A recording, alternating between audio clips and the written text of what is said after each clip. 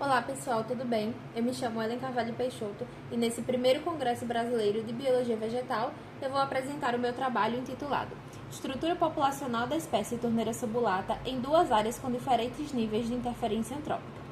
Bem, é muito importante a gente entender qual é o papel da estrutura populacional. Ela vai indicar a dinâmica das populações vegetais, ou seja, como aquelas populações estão interagindo entre si naquele determinado ambiente. Ela vai fornecer o indicativo do estado de conservação do local e também da espécie. Se aquele local está propício para aquela espécie, se a espécie está conseguindo se desenvolver e gerar novos indivíduos. E ela é influenciada por fatores ambientais, como por exemplo a temperatura, a umidade, a luminosidade, o sombreamento, qualidade do solo, dentre outros fatores. A espécie estudada foi a Torneira subulata, é uma espécie ruderal, ela ocorre em locais abertos, é uma espécie que consegue se estabelecer em um terreno baldio, por exemplo, que é um ambiente que não tem tantos nutrientes, é um ambiente de certa forma inóspito, e até mesmo nesses ambientes ela consegue se estabelecer. Ela ocorre também na Caatinga, no Cerrado e na Mata Atlântica, e esse trabalho é uma comparação de diferentes ambientes para entender se o ambiente vai influenciar na dinâmica populacional daquela espécie.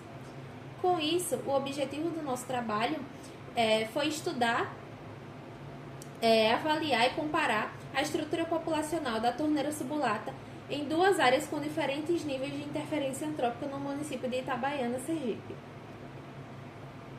Bem, nós selecionamos duas áreas no município de Itabaiana. A área 1 foi uma área com manejo, uma área mais próxima do centro da cidade, que tem bastante interferência humana.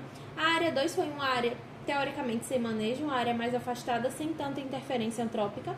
Foram plotadas 10 parcelas de 1 metro quadrado cada em cada área, totalizando 20 metros quadrados ao longo de todo o trabalho, e foram registrados o número de indivíduos, a altura, o diâmetro na altura do solo, que é o DAS, e também os estádios ontogenéticos, sendo adultos com estrutura reprodutiva, com a presença de flores, e regenerantes sem a presença dessa estrutura. Foram aplicadas análises estatísticas para comparar as duas áreas pelo software Biostat, utilizando o nível de significância de 5%.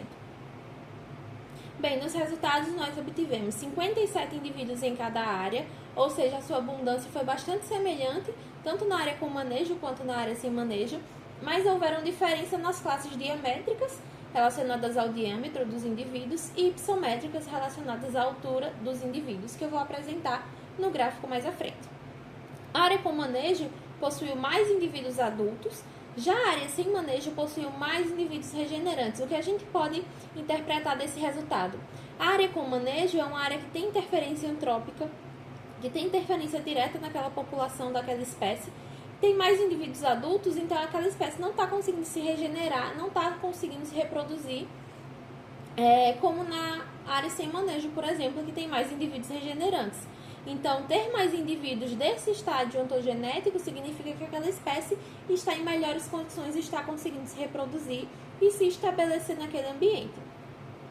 Então, como eu havia mencionado, dá para ver claramente a diferença entre os dois ambientes, as classes diamétricas e hipométricas.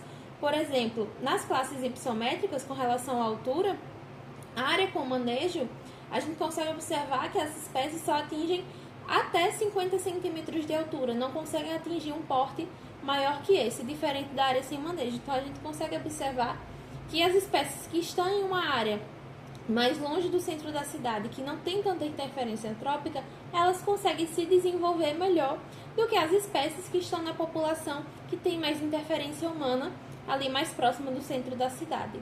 Ou seja, nós podemos concluir que sim, o ambiente vai interferir na dinâmica populacional daquela espécie. Elas possuíram a mesma abundância, mas a sua estrutura foi diferente. E a interferência antrópica altera, sim, a organização da população e também impacta na regeneração de espécies.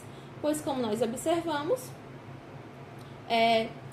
houveram mais indivíduos regenerantes na área sem manejo. Eu gostaria de agradecer ao evento pela oportunidade de apresentar o meu trabalho, agradecer a atenção de todos, agradecer à Universidade Federal de Sergipe, ao Programa de Pós-Graduação em Ciências Naturais e também à CAPES pelo financiamento do meu mestrado.